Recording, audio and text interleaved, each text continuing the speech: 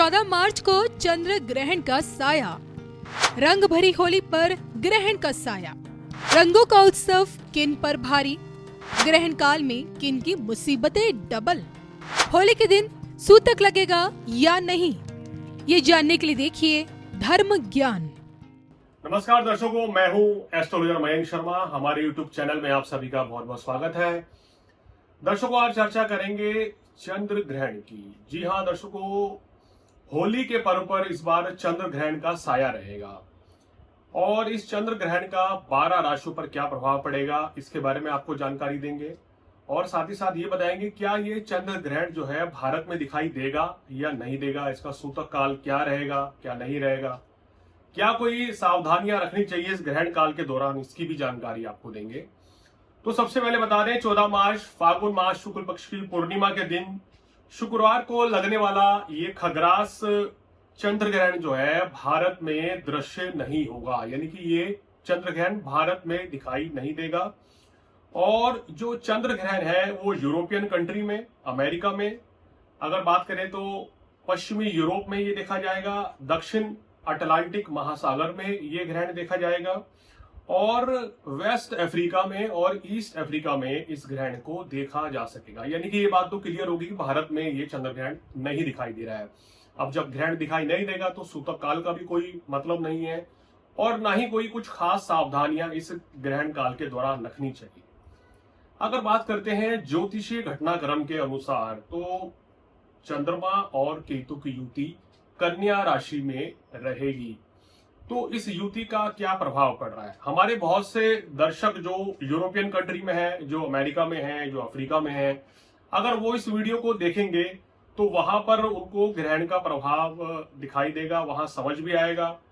और ये बताते चले कि ये ग्रहण जो है 14 मार्च को भारतीय समय अनुसार सुबह 10:38 पर लगेगा और जो उसका मोक्ष काल रहेगा दिन में 2:18, यानी कि दोपहर 2:18 तक रहेगा। तो भारत में इसका प्रभाव नहीं है, तो भारत के लोगों को किसी तरह की कोई चिंता करने वाली बात नहीं है। लेकिन जब ग्रहों की युति बनेगी, यानी कि चंद्रमा जो है केतु के साथ पीड़ित रहेंगे और इस चंद्रमा को चार ग्रह सीधी 7वीं दृष्टि से देखेंगे, यानी कि बुध, सूर्य, शनि, बुध, सूर्य, शुक्र और राहु, ये 4 ग्रह चंद्रमा को देखेंगे तो चंद्रमा जो है बुरी तरीके से पीड़ित होंगे। तो इसके चलते 12 राशियों पर क्या प्रभाव पड़ेगा, इसकी जानकारी आज हम आपको देंगे। और भाई होली का पर्व है और होली का पर्व जो है बड़े धूमधाम से आप मनाइए, इसमें किसी तरह का कोई भी प्रिकॉशन लेने की आवश्यकता नहीं है। सावधानी से होली का पर्व मनाइए और सुरक्षित होली कीजिए। तो देखिए, इस ग्रहण काल के दौरान अब जब ये भारत में तो दिखाई नहीं दे रहा है, लेकिन ग्रहों की जो युतियां रहेंगी तो क्या सावधानियां आपको रखनी पड़ेंगी। ऐसा मेरा मानना है कि चंद्रमा केतु की युति रहेगी इस ग्रहण काल के दौरान। जो परिस्थितियां इस समय बन रही है और चतुर्ग्रह योग ऑलरेडी बन रहा है, बुध, शुक्र, सूर्य और राहु का, तो सूर्य राहु का ग्रहण दोष भी है। अब चंद्र केतु का, यानी सूर्य को भी यहाँ राहु का ग्रहण लगा और चंद्रमा को केतु का, तो कुछ राशियों को सावधान रहना पड़ेगा आने वाले समय में, अन्यथा तो परेशानियां बढ़ सकती हैं। अब अगर आपकी कुंडली में सूर्य राहु की युति है, चंद्रमा राहु की युति है, चंद्र केतु की युति है, तो ऐसे व्यक्ति को जो है 13 मार्च से लेके और 16 मार्च तक बड़ा मानसिक तनाव वो महसूस करेंगे। यानी उनको कोई घबराहट, कोई चिंता रहेगी, क्रोध की अधिकता रहेगी, परिवार में या दफ्तर में किसी के साथ वाद विवाद हो सकता है इन 3-4 दिनों में, तो थोड़ा सा संभल के रखें।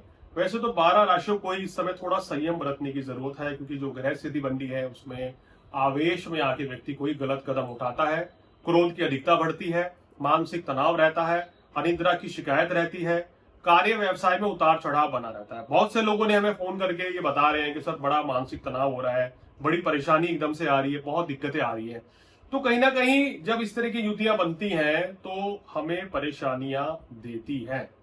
अब आप देखिए कि इस माह में मार्च में 29 मार्च को मीन राशि में ग्रहों का जमावड़ा रहेगा, यानी कि बुध, शुक्र, सूर्य और राहु तो है ही, साथ साथ शनि भी आ जाएंगे, तो और भी नकारात्मक स्थितियां बन सकती हैं। चलिए उसका एक अलग वीडियो बनाएंगे। आज बताते हैं कि इस युति का क्या प्रभाव पड़ने वाला है 12 राशियों के ऊपर। तो दर्शकों शुरुआत करते हैं मेष राशि के साथ। मेष राशि वालों की बात करें तो मेष राशि वालों को इस ग्रहण के दौरान थोड़ा सा सावधान रहना चाहिए। क्या सावधानी रखनी है? अपनी सेहत का आपको ध्यान रखना है, वाहन इत्यादि संभाल कर चलाएं, कार्य व्यवसाय में परिवर्तन ना करें और नए काम कारोबार की शुरुआत करने से आपको बचना चाहिए और फिजूल खर्ची से भी बचें। तो ये सावधानियां रखेंगे तो कोई बड़ी परेशानी नहीं आएगी। क्रोध की अधिकता रह सकती है, इससे भी बचना होगा। वृषभ राशि वालों के लिए बहुत ही शानदार ये स्थिति रहेगी। आपको बिजनेस में, नौकरी में बड़ा लाभ मिल सकता है। आपकी आर्थिक स्थिति में सुधार होगा। वाहन खरीदने के योग बन रहे हैं, प्रॉपर्टी लेना चाहते हैं, जमीन खरीदनी है तो बहुत ही उत्तम योग बनेगा। न सिर्फ आपकी तरक्की होगी बल्कि आपके जीवन साथी की भी तरक्की के योग बन रहे हैं। चर्चा मिथुन राशि वालों की। मिथुन राशि वालों, आपके लिए ये ग्रहण की स्थिति बहुत अच्छी रहने वाली है। ये जो ग्रहों का ग्रहण लग रहा है ये आपको धन लाभ देगा, काम कारोबार में सफलता देगा, मान प्रतिष्ठा आपकी बढ़ेगी और आपकी आर्थिक स्थिति को बुलंद करने वाला है। तो मिथुन राशि वालों, ये समय आपके लिए अच्छा रहेगा। किसी तरह की कोई खास परेशानी नहीं रहेगी। थोड़ा सा अपनी माता जी की सेहत का ध्यान रखें तो आपके लिए ठीक रहेगा। चर्चा कर्क राशि वालों की, जिनके लिए ये ग्रहण की स्थिति बहुत ही उत्तम नजर आ रही है। कर्क राशि वालों, आप आने वाले समय में विदेश यात्रा करने के लिए तैयार रहें। विदेशों से बड़ा लाभ मिलेगा। अगर आप इंपोर्ट एक्सपोर्ट के व्यापारी हैं तो धनाढ़ योग आपकी कुंडली में इस समय बना है। भाग्य स्थान में आपके भी 4 ग्रह हैं और आने वाले समय में तो शनि भी आ रहे हैं, तो आपके लिए तो बहुत अच्छा ही समय है। विदेशों से लाभ, काम कारोबार में सफलता, नौकरी में प्रमोशन के योग बनेंगे और आपकी आर्थिक स्थिति मजबूत होगी और नए काम कारोबार की शुरुआत भी आप आने वाले समय में कर सकते हैं। तो बहुत ही उत्तम समय है आपके लिए। चर्चा सिंह राशि। तो दर्शकों, मेष के बाद दूसरी राशि है सिंह राशि, जिसको बहुत ही केयरफुल रहना है। क्यों केयरफुल रहना है? अष्टम भाव में चतुर्ग्रही योग बनेगा। सबसे पहले तो अपनी सेहत का आप ध्यान रखें। इस समय वाहन इत्यादि संभल कर चलाएं और कोई भी नए सौदे इस समय आपको अपने साथ नहीं जोड़ने चाहिए। कोई बिजनेस डील नई शुरुआत करनी है तो सोच समझ कर करें। शनि की ढैया अभी शुरू तो नहीं हुई है, लेकिन शनि की दृष्टि जो है आपके अष्टम भाव पे पड़ चुकी है। तो शनि का जो प्रभाव है वो आपके ऊपर आ चुका है, जिसके चलते आपको मानसिक तनाव महसूस हो रहा है। आजकल कार्य व्यवसाय में परेशानी आ रही है, धन संबंधी दिक्कतें आ रही हैं और वैवाहिक जीवन में भी थोड़ा उतार चढ़ाव का सामना करना पड़ रहा है। तो इन सब क्षेत्र में आपको थोड़ा संभल के चलना है। मेरी सलाह यह है कि सिंह राशि वाले शॉर्ट टेम्पर्ड होने से बचें, क्रोध की अधिकता से बचें तो आपके लिए अच्छा रहेगा और किसी को पैसा उधार ना दें, ना ही धन का निवेश करें। अब दर्शकों, चर्चा करते हैं कन्या राशि वालों की, जहां ये ग्रहण बन रहा है। तो कन्या राशि वालों, इस समय आपको थोड़ा सा सावधान रहना पड़ेगा। क्या दिक्कत आ सकती है? तो अपने थोड़ा स्वास्थ्य का ध्यान रखें, क्योंकि आप ही की राशि में चंद्रमा, केतु की युति और सप्तम में राहु। अपने और जीवन साथी की सेहत का ध्यान रखें। जीवन साथी के साथ किसी भी तरह का वाद विवाद ना करें तो आपके लिए स्थितियां बेहतर बनेंगी। काम कारोबार के लिए, आर्थिक स्थिति के लिए ये गोचर आपके लिए कन्या राशि वालों सर्वोत्तम कहा जा सकता है। चर्चा तुला राशि वालों की। तुला राशि वालों, ये ग्रहण की स्थिति आपके लिए भी थोड़ा सा मिली जुली रहेगी। आपको इस समय अपनी सेहत का ध्यान रखना चाहिए, क्योंकि 12वें भाव में आपकी राशि से चंद्रमा, केतु की युति है, जो यात्रा का संकेत तो दे रही है कि विदेश यात्रा आने वाले 1 महीने के दौरान हो सकती है और यात्रा से आपको लाभ भी मिलेगा। लेकिन यहाँ पर सावधानी क्या करनी है? सेहत का ध्यान रखना है। सेहत संबंधी परेशानी के चलते आपके जीवन में उथल पुथल मच सकती है। अगर सेहत ही ठीक नहीं होगी, क्या तो आप यात्रा करेंगे, क्या आप अपना बिजनेस संभालेंगे या नौकरी करेंगे? तो पहले अपनी सेहत का ध्यान रखिए।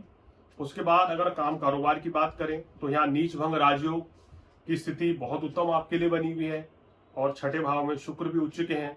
तो काम कारोबार में सफलता मिलेगी, धन लाभ भी होगा, मगर खर्च भी बहुत अधिक रहेगा। भोग विलासता से, कामुकता से आपको बचना होगा, अन्यथा तो किसी गलत संगति में पड़ने की भी आशंका बनती हुई नजर आ रही है। थोड़ा संभल कर चलें।